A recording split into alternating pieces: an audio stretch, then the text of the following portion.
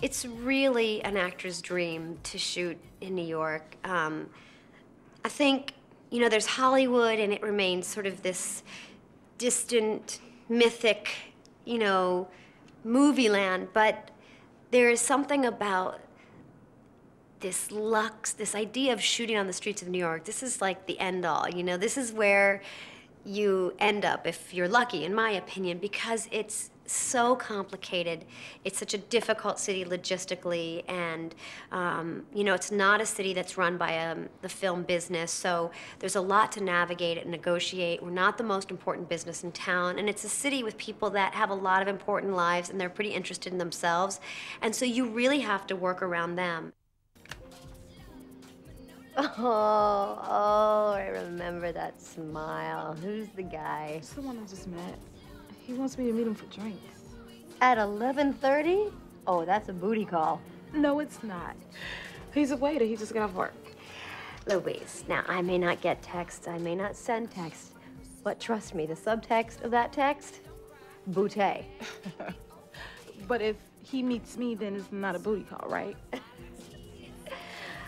All right, then. Enjoy yourself. That's what your 20s are for. Your 30s are to learn the lessons. Your 40s are to pay for the drinks. Well, in that case, I'll take another one. By the time the movie comes around, she's working on her third book, 2 previous bestsellers.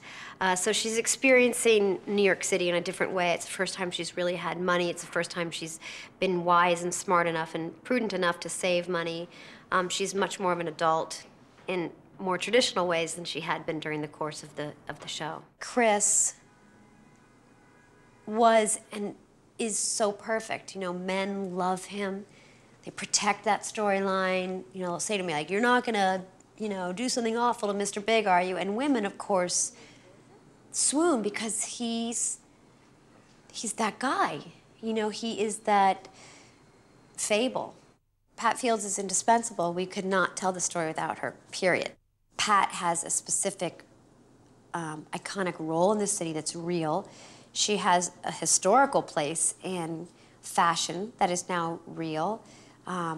She has a sensibility that nobody else has, and you can argue with it, and you cannot always agree with her aesthetic, but it is unique and her own, and it suits these women. You know, it especially suits my character, who is, you know, there's hits, there's misses, but she loves it. She's really good at telling story with clothes, and she really knows these women in the city because it's her city, and she helped create it, you know.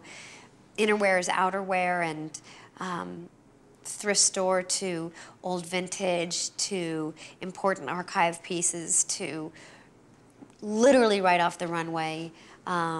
It's all, you know, it's all part of her lexicon because it's who she really is. She doesn't have to struggle to find that.